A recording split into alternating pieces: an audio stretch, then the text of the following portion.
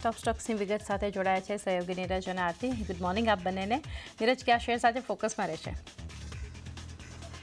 જી good morning ચાંદની. અને જો ફરી આજે ઘણા બધા સ્ટોક એવા છે કે જ્યાં આગળ આજે સમાચાર બનતા દેખાઈ રહ્યા છે. સૌથી પહેલો જે સ્ટોક છે ટ્યુબ ઇન્વેસ્ટમેન્ટનો છે. હવે ટ્યુબ ઇન્વેસ્ટમેન્ટ જે કંપની છે એણે બે અલગ અલગ ફંડ હાઉસ છે જેની સાથે કરાર કર્યા છે. એક છે સાઉથ એશિયા ગ્રોથ ઇન્વેસ્ટ અને બીજું છે સાઉથ એશિયા ઇબીટી ટ્રસ્ટ. હવે આ કરાર એમણે અહીંયાથી શેના માટે કર્યા છે તો TI clean mobility private limited કરીને કંપનીની એક સબસિડરી કંપની છે કે જે ઇવી સેક્ટરની અંદર ઉતારવા માંગે છે અને એમાં વધુ હિસ્સો આ બે ટ્રસ્ટ ખરીદે એના માટે અહીંયાથી આ કરાર કરવામાં આવ્યા છે.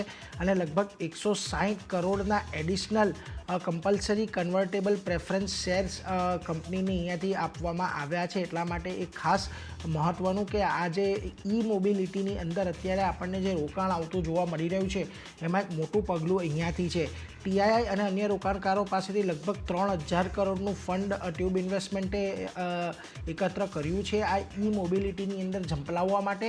અને ઈ મોબિલિટી સેક્ટર માટે જ તેમણે આ કરાર પણ કર્યા છે કે અહીંયાથી તેમણે વધારે રોકાણ આવે, 160 કરોડનું વધારાનું રોકાણ આવે એ માટે આ બે ટ્રસ્ટ સાથે કરાર કર્યા છે. એટલે ચોક્કસથી આજના દિવસમાં આજે ટીઆઈ ટ્યુબ ઇન્વેસ્ટમેન્ટ માટેનું જે આ ડેવલપમેન્ટ છે એ થોડુંક આપણને પોઝિટિવ રહેતું દેખાઈ શકે છે.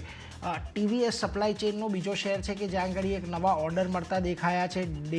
ડેમલર ટ્રક એજી કે જે સિંગાપોરની કંપની છે એના પાસેથી એક આ ઓર્ડર મળ્યા છે.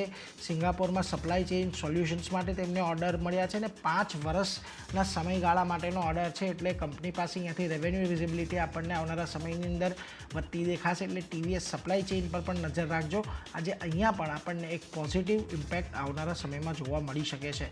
હવે જુઓ, વોડાફોન આઈડિયા તરફથી એક સમાચાર બનતા દેખાઈ રહ્યા છે. મની કંટ્રોલ દ્વારા આ સમાચારને રિપોર્ટ કરવામાં આવ્યા છે અને એમનું કહેવું છે કે કંપનીને બીજી 14,000 કરોડના લોનની મંજૂરી અહીંયાથી મળતી દેખાય છે. હવે હાલમાં જ કંપની એક સક્સેસફુલ સૌથી મોટો એફપીઓ લોન્ચ કર્યો હતો અને એફપીઓના પૈસા તેઓ અહીંયાથી ખાસ કરીને જે એમના અમુક લેણા ચૂકવવાના બાકી છે ટેલિકોમ ડિપાર્ટમેન્ટને સ્પેક્ટ્રમને લઈને એના આપવાના છે.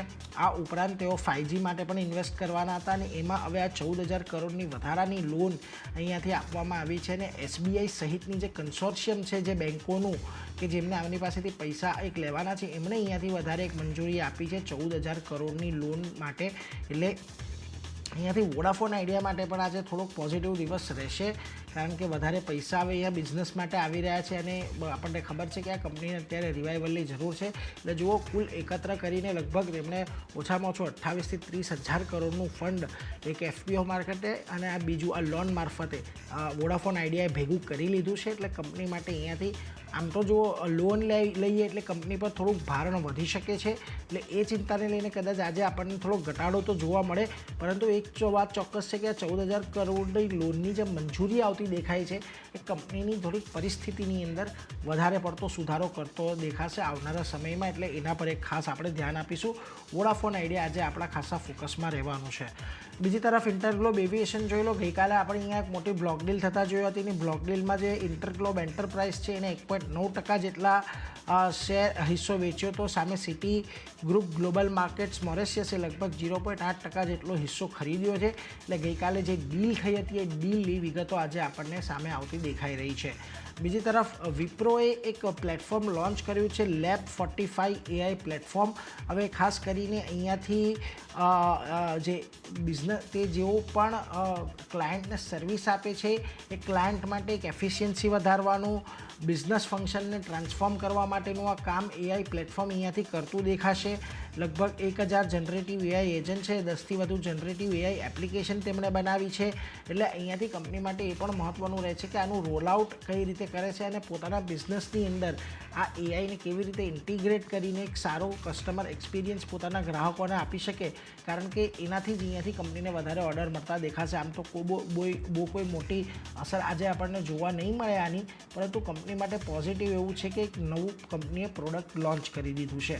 બીજી તરફ HCL ટેક અહીંયાથી ખાસા મહત્ત્વનું રહેવાનું છે આજના દિવસમાં, કારણ કે જર્મનીની કોઓપરેટિવ બેંક એપો બેંક સાથે તેમણે પોતાનો કરાર જે છે એ વધાર્યો છે, અને આ કરાર વધારીને 7.5 વર્ષ માટેનો કર્યો છે. કુલ $278 મિલિયન એક આખી ડીલ છે કે જે રિન્યૂ થઈ છે, એટલે અહીંયાથી કંપની માટે ફાઇનાન્શિયલ સેક્ટરમાં એક સારું એવું પ્રેઝન્સ કહી શકાય.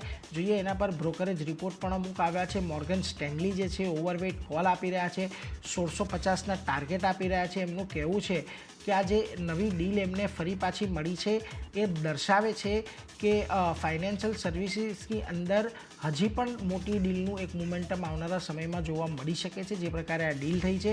બીજી તરફ એમનું કહેવું છે કે અત્યારના જે ક્લાયન્ટ રિલેશન્સ છે એની અંદર પણ એમણે ખાસું એવું વિસ્તરણ કર્યું છે. ઘણા બધા ગ્રાહકોને અહીંયાથી તેમણે વધાર્યા છે, અને ખાસ કરીને એમનું માનવું છે કે જે આ ડીલ મોટી થઈ છે એને કારણે કંપની કમ્ફર્ટેબલી યરલી રેવન્યુ ગ્રોથનું ગાઈડન્સ આપ્યું છે એ સરળતાથી અચીવ કરી શકશે. એટલે આજના દિવસમાં HCL ટેક અહીંયાથી ફોકસમાં રહેવાનો છે. ઓવરવેટ કોલ છે, 1650ના ટાર્ગેટ છે, એટલે આના પર એક ખાસ ધ્યાન રહેશે. બીજી તરફ ડોલર ઇન્ડસ્ટ્રીઝ આ છેલ્લો સ્ટોક છે મારા તરફથી. કંપનીએ પોતાનું ગાઈડન્સ રજૂ કર્યું છે. જો કંપનીની FY24માં તો એક રેકોર્ડ આવક અહીંયાથી થઈ હતી, પરંતુ તેમનું માનવું છે કે FY27 સુધીમાં તો દક્ષિણ ભારતમાં લગભગ 50 એક્સક્લુઝિવ સ્ટોર ખોલવા જઈ રહ્યા છે, એમનો લક્ષ્ય છે.